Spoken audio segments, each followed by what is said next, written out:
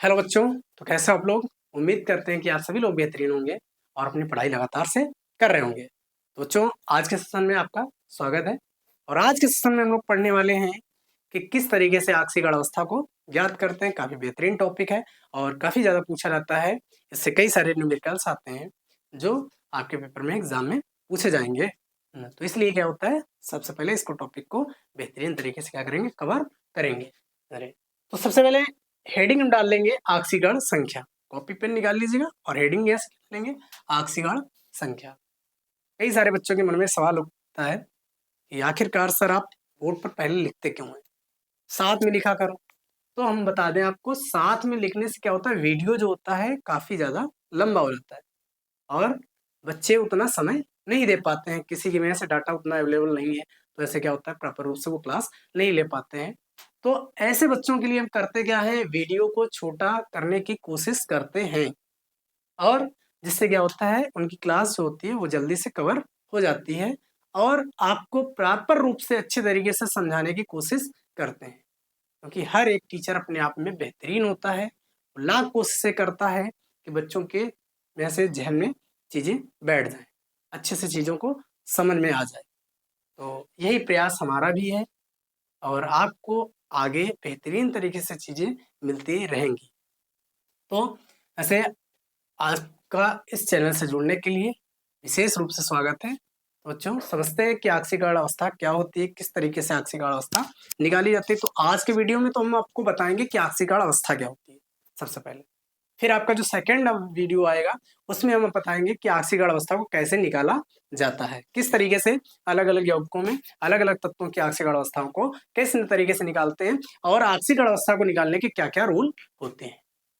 तो इससे पहले समझते हैं, डाल लेंगे हेडिंग ऑक्सीकरण संख्या, ऑक्सीडेशन नंबर।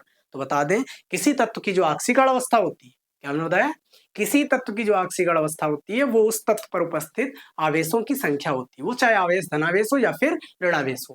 क्या हमने बताया, किसी तत्व की ऑक्सीकरण अवस्था, समझ आ रहा है ना, किसी तत्व की ऑक्सीकरण अवस्था उस तत्व पर उपस्थित आवेशों की संख्या।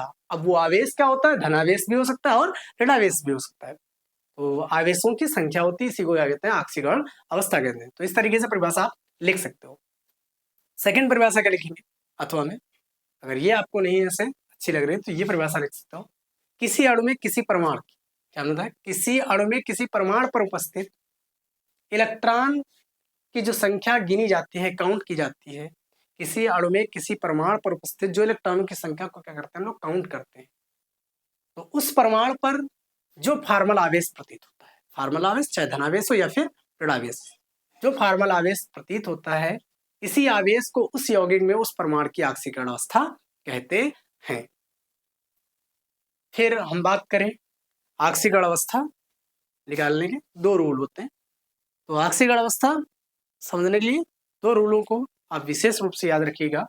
पहला रूल क्या है, दो समान परमाणुओं के मध्य जो साझेक इलेक्ट्रॉन होते हैं, क्या होता है, दो समान प्रकार के परमाणुओं के मध्य, जैसे हाइड्रोजन अणु है आपका, तो हाइड्रोजन अणु में हाइड्रोजन के दो समान परमाणु दिख रहा होगा, ये हाइड्रोजन आपका अणु है, इसमें हाइड्रोजन के कितने परमाणु हैं, दो परमाणु। तो इनके बीच जो इलेक्ट्रॉनों का बंटवारा होता है वो क्या होता है, समान रूप से होता है। साझेक इलेक्ट्रॉन जो होते हैं वो समान रूप से वितरित होते हैं। फिर हम बात करें, जैसे एग्जाम्पल भी दिया है, हाइड्रोजन अणु दिखाया गया है, इसमें साझेक इलेक्ट्रॉन भी दिखाए गए हैं, देखो इसके पास भी एक है और इसके पास भी है, समान रूप से इलेक्ट्रॉनों का क्या होता है, बंटवारा होता है। इस कारण हाइड्रोजन जो होता है, इसकी ऑक्सीकरण अवस्था, जब समान परमाणुओं के मध्य समान रूप से इलेक्ट्रॉनों का अगर वितरण होता है, तो अब यहाँ से साझे के कितने इलेक्ट्रॉन, दो इलेक्ट्रॉन से वितरित हो रहे हैं, क्योंकि दोनों परमाणु कैसे हैं, समान है, इसलिए एक इलेक्ट्रॉन जो होगा वो एक परमाणु का होगा, जबकि दूसरा इलेक्ट्रॉन जो है वो दूसरे परमाणु का होगा। इसलिए इसका फार्मल आवेश जो सिंगल परमाणु होता है हाइड्रोजन का, उस पर फार्मल आवेश कितना होता है, 0 होता है, और उसकी ऑक्सीकरण संख्या कितनी होती है, 0 होती है।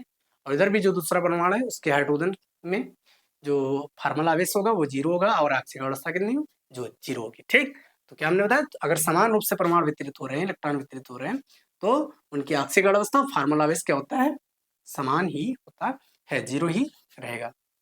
सेकेंड रूल क्या है, दो विभिन्न प्रकार के परमाणुओं के मध्य अगर दोनों परमाणु क्या हैं, अलग अलग हैं, मान लो कोई यौगिक है, जैसे कि यहाँ HCl लिया गया, हाइड्रोक्लोरिक अम्ल।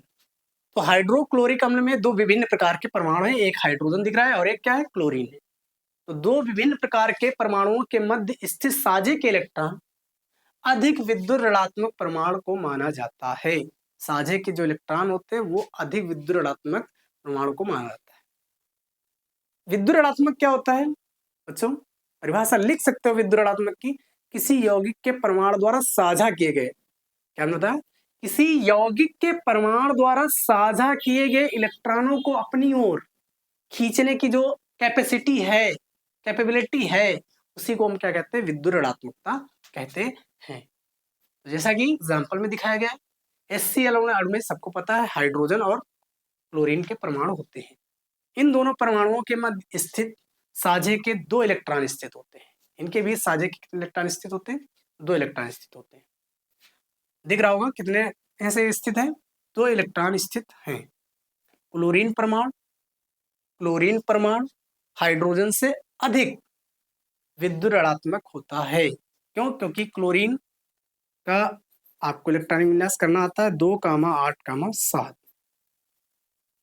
और आपका हाइड्रोजन जो होता है इसका इलेक्ट्रॉनिक विन्यास करेंगे कितना होता है, 1 होता है। तो हमारे कहने का मतलब है ये, इससे क्या होता है, अधिक विद्युत ऋणात्मक होता है क्लोरीन परमाणु। क्यों?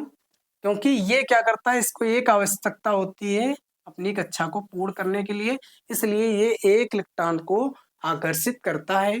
तो यह परिभाषा बताएं, किसी यौगिक के परमाणु द्वारा साझा किए, किसी यौगिक के परमाणु द्वारा साझा किए गए इलेक्ट्रॉनों को अपनी ओर आकर्षित करने की क्षमता को, तो इसकी कैपेबिलिटी ज्यादा है इससे, किसकी, विद्युत ऋणात्मकता की।